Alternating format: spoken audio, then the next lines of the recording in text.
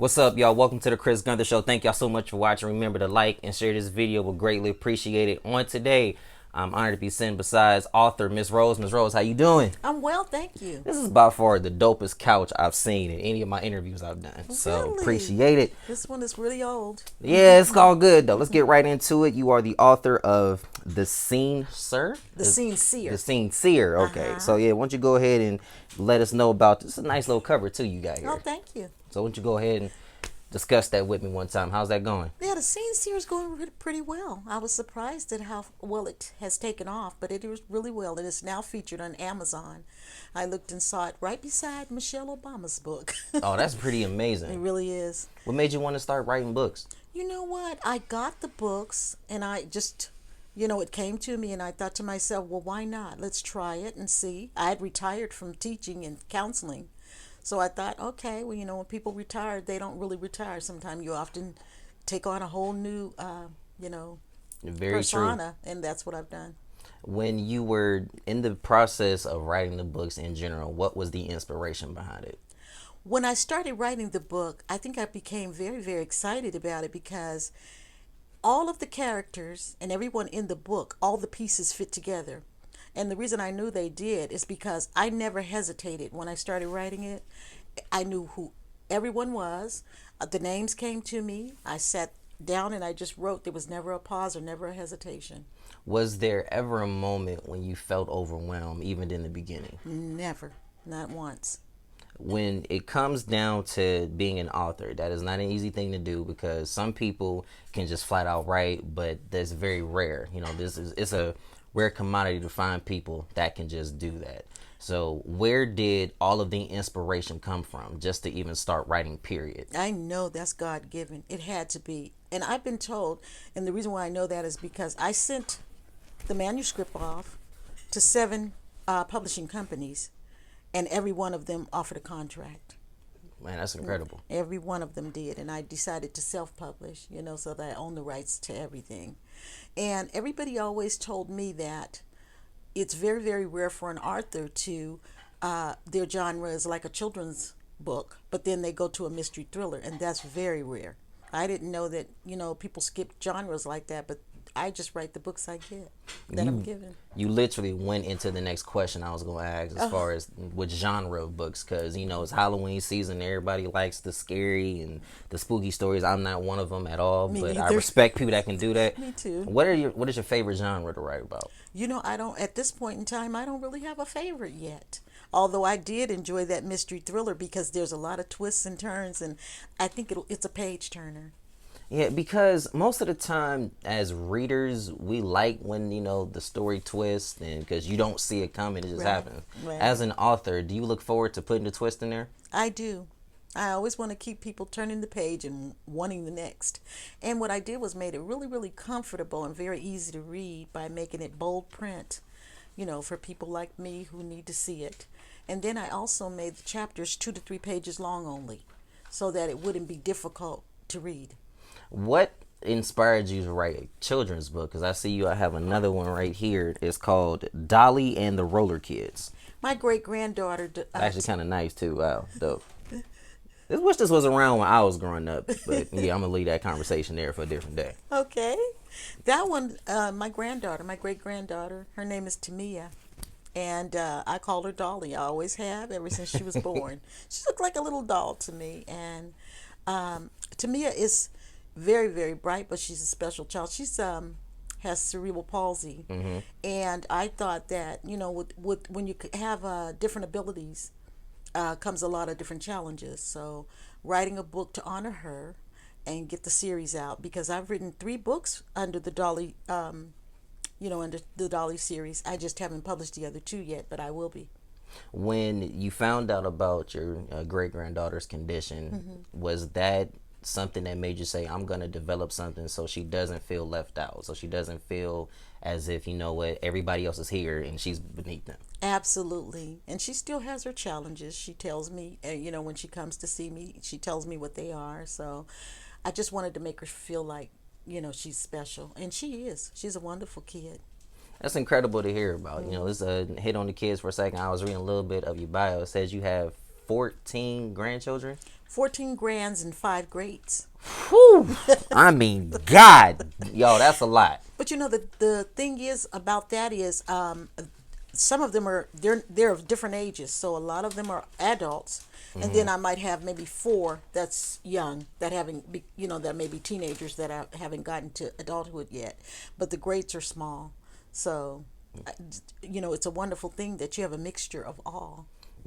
Unfortunately, I lost my grandmother when I was 9. Oh, I'm sorry. And that's something that still gets me to this day. Yeah. But grandmothers are the matriarch and they're such a precious jewel in the family. How does it feel being a grandmother that is an author?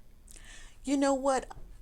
This particular book, and I'm so glad that you asked, because I dedicated it to the greats and the grands and to the kids, so that I want them to know to continue on with the legacy.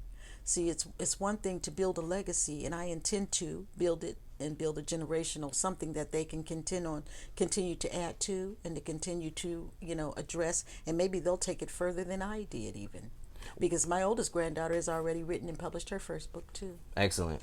Do you plan on franchising your books as well? I don't know. I hadn't thought about it yet. That's a good question, though. I could think about it. I want to make sure that I've built the brand where it should be before I thought about it. In most instances today, you do see sometimes the books lead on to visuals in terms of you could create a TV show, create movies, create like a little miniseries. Has that ever crossed your mind? Yes, and we've already discussed that. As a matter of fact, we're reaching out right now because we want to try to make the Dolly series into a cartoon if possible, and I was told that they want to look at it as being a movie first and then maybe a cartoon series after. If you were to pitch this to a network, what would the pitch be for them to pick it up? I would tell them how unique it is, because when you look at Dolly and you see exactly what the book is about, first of all, you would look and see that it has its own song. And I was originally going to record the song, but I was told by some of the children who bought it, they wanted to make their own music to the song. So some have made it into rap, some have made it into their own music, and they put it with the lyrics. So I let them be as creative as they want to be with the song. So I just let them go ahead and make it to be what they want it to be. I could tell you're a musical person because when I walked in here, first of all, I seen all the throwback records. For instance, you got Gladys Knight and the Pips and Marvin Gaye, and some of my listeners weren't even, heck, I wasn't even born yet when that stuff came out, but my grandma used to play it all the time, so I'm kind of hip to it, just a little bit, not a whole lot, but I got a little bit in it. Okay. And you're a musical person and you sing as well. Have you ever thought about putting an audio book with you singing to the kids? I have, and as a matter of fact, I believe that Amazon has reached out to me about that, and the publishing company. So we're right now discussing putting it into audiobook. Yes, I wasn't intending to sing, but yes, we have thought about putting it into audiobooks. To read. For people who may have difficulties with visual and all that, and that's where my head was at.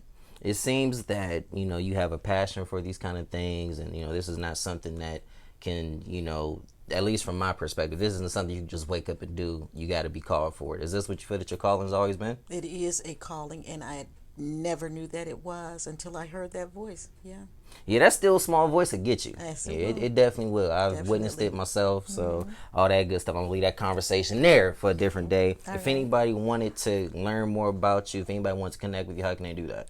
Well, I am in the process now. It's almost finished, as a matter of fact. My new website, I've got it up and going. I was just kind of trying to tweak it, and I'm kind of a little bit nervous about it because that's not my, I'm not good at that. But I'm getting that up. But for now, they can reach me by email, which is Rose Richardson, all lowercase, all one word, the number 80 @gmail.com. And I can be reached through that. Even if they want to order a book through me and not through Amazon, that's fine too. But it's there. Before we get out of here, if you could give me your favorite series that you wrote, which one would it be?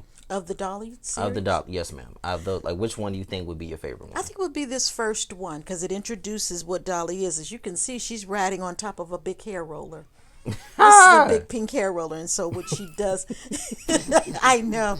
Well, what I it had to is, laugh at that, but I'm sorry, that was kind of silly. that's why I said it's different. You Literally, see, because growing up, we first of all, I'm a man. We didn't see any covers like that with somebody on top of a roller. Granted, I was a big sports guy, so like he had football, basketball. It's not like we was jumping on top of the ball, but I've never seen somebody on a roller. That's kind of creative. well, you know what I thought about? Dolly is somebody who likes to play the hiding game, and so she gets into grandmother's house and she runs into the closet and she sees all these big round hat boxes up there, and then one is on the floor. She can get into it. She opens it up and out jumps the roller kids. And then she rides and they play and they skate and they do all this. And all the roller kids actually have names. I haven't named them in this book, but in one of the books coming up, they will be named because they're named after all the grandchildren. The brush and the barrettes and the bows and the whole thing. They all have names. I wonder if any of your grandkids would be mad that the names got mentioned in the book. I'm just curious. You think they would? I've already told them, and it doesn't matter if they get mad. I'm the oldest. I mean, well, yeah, you kind of can't argue with That's that. right. We grandmother. I kind of can't argue with that. Yeah, I that's already 100% told right. them that to expect it, so they will. Nothing wrong with it. Speaking about grandkids, I seen this picture of you and your granddaughter. I believe she had graduated from college, or it was something around there, and y'all took a yes. picture. Like, you as a grandmother, how powerful was that moment for you? Oh, it was all I could do not to go into what Oprah calls the ugly cry. Y'all know Oprah be ugly crying. she said, I try not to go into that old ugly crap. And I thought not. I am so very proud of my granddaughters. I really am. And this particular one, she has, she's reaching for the moon. And I'm just going to be right there beside her and try to, encourage. And we reach back to all of them. I've got one graduating this fall coming out. So I was so excited that Asia had made it to where she's made it. And going further, I'm very proud of her. Yes. Yeah, shout out to her for setting this thing up too. Well, nothing else yes. needs to be asked, Ms. Rose. Thank you so much for your time. Thank you. Greatly appreciate it. Be sure you guys like and share this video. Cue my theme song. See y'all next time. Gotta go!